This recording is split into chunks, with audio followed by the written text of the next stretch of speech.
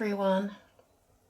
Well, I've been really lucky. Viviva have asked me to test out their colour sheets, and I've tested out their original ones, and now we're going to test out the spring set. And the first thing that I've done is the spring set and the super vivid ones. I've done a colour chart so that I can see how the colours look. These are just awesome. They're impregnated paint into paper. They're separated by this so that they don't get messy as you work through. They are designed for travelling, so very lightweight. Pop it in your pocket, and you've even got this little mixing thing that sticks on the end if you want to mix colours, although I tend to like to keep the colours absolutely pure. So let's begin. Well, the first thing I'm going to do is mask out some of the areas with some of my pink masking fluid, and I'm just using a bamboo pen because it's nice and easy to peel the masking fluid off afterwards, and I'm sort of squinting and looking for any areas that I really want to keep white and I want that light to show through.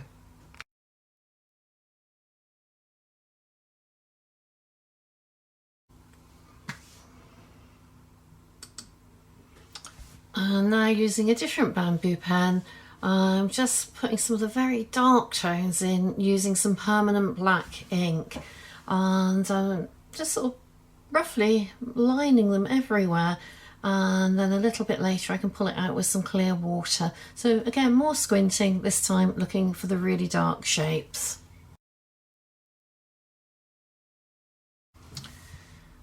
Now I'm going for a little bit of the green, the foliage green, and it's very vibrant. So where I want the areas darker, I'm just using it a little bit thicker like you would a normal watercolour, then adding water where I want the lights to really hit it.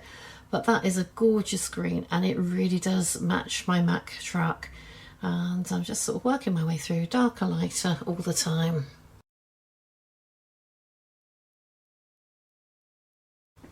Now for some ocean blue, just a little bit. It's just awesome how far these dyes go. And again, looking for the darker shapes, just adding more pigment, so a little bit more on the brush, and then washing some of it off when you want to have it a little bit lighter. And I'm just looking for all the blue areas that I can see. Working quite quickly. If a few colours run, I'm quite happy with that, and if they don't, that doesn't matter.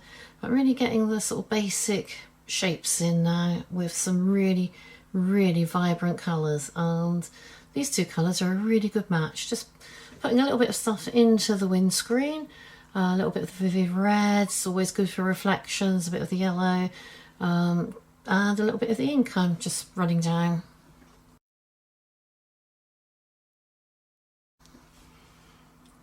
Now I thought I would add a little bit of the slate grey from the other pack of impregnated papers, because there wasn't a grey or a dark. Now I'm thinking this probably isn't going to be dark enough, but I've started to use that anyway, and I'm catching some of the permanent black ink before it dries and sort of pulling that out too. But I do have a feeling that this slate black will probably dry a little bit too light for my darks, because I like the strong contrast. And I think that's what really shows up the vibrancy of it.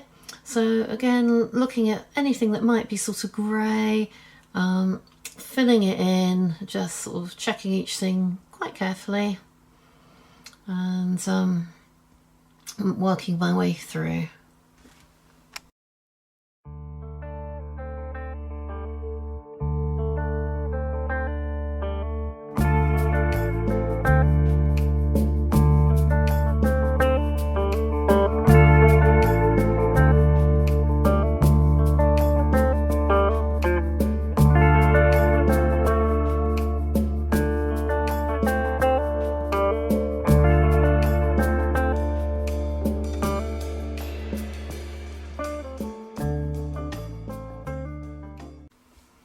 Now I'm just splattering with a little bit of masking fluid, and then when that's dry, I'm putting some clear water over all of the background.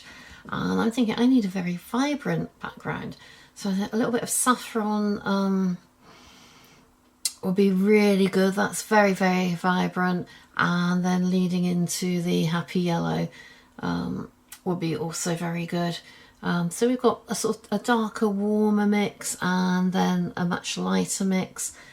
And those areas that I've masked will show through white when we take the masking fluid off. So I think, again, it's making it really vibrant, and I'm happy with this so far.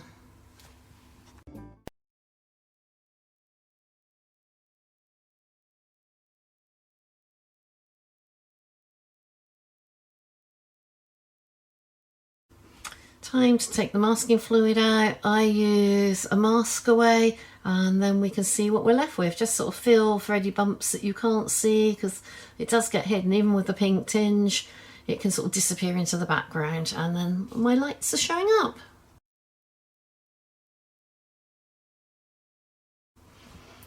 Now I'm thinking that the green would be really good for the shadow colour, again keeping it very vibrant. So I don't want something too dark and grey. Something a little bit more vibrant underneath would work for the best.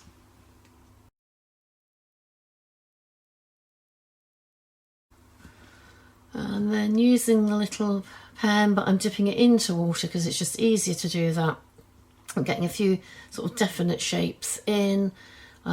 Using some of the slate black, some of the green in places, and just getting a few more sort of tonal bits in very quickly. It's quite stiff, this brush, and it's quite good for detail. I did find when I put water into it, because I use a lot of water, I ran out very quickly, so just as easy to dip in. If you're travelling, then it's ideal for what it is. You could maybe have a few of them, and then you'd have your water supply there. And just squinting, trying to get in some of those really dark shapes, but they are sort of drying quite light, so we'll see what happens. Like watercolour, it doesn't always dry the colour that you expect it to.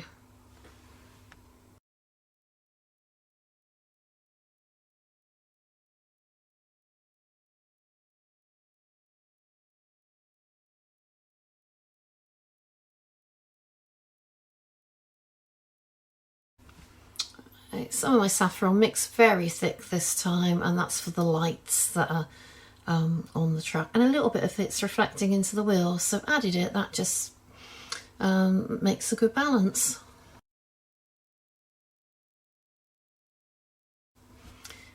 Back to my bamboo pen and the permanent black ink. I've got to go in with the permanent black ink.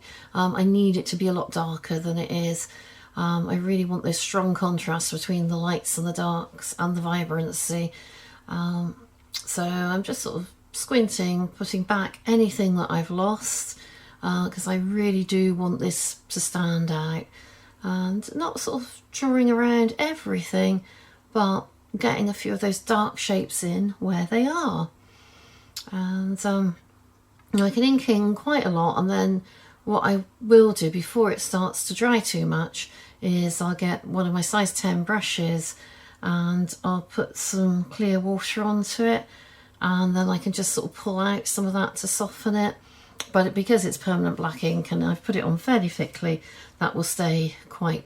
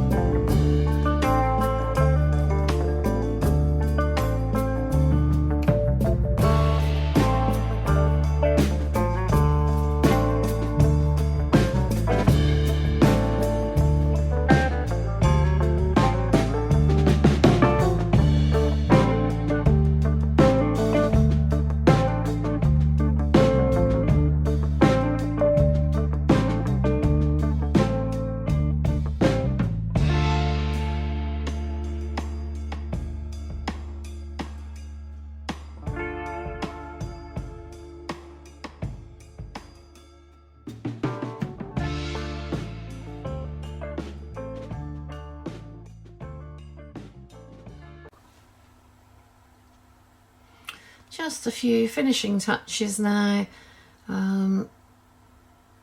It's surprising when you stand back from it, the little bits of dark that you notice that you've missed.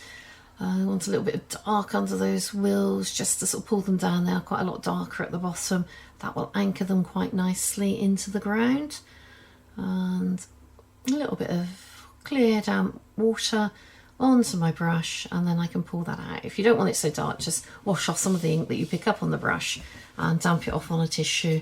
That will get rid of it or keep it nice and dark.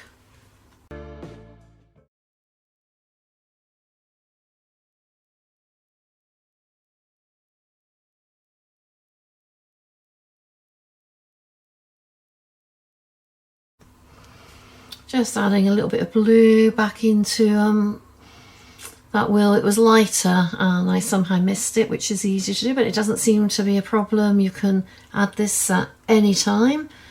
Yeah, that's looking good. A little bit on the top, that'll bring back the shape a little bit. It's lighter than what we've got below, so I've kept it quite watered.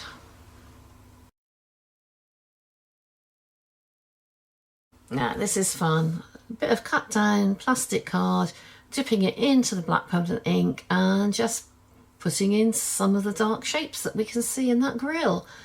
And you don't have to do every single one as it is, but it's looking really nice and impressionistic. So yeah, I've almost finished this and I am so pleased with these vibrant colours, yet again painted in a very, very different way. They are very, very impressive, and I can think of more and more things all the time that I want to paint with them. So yeah, please watch this space.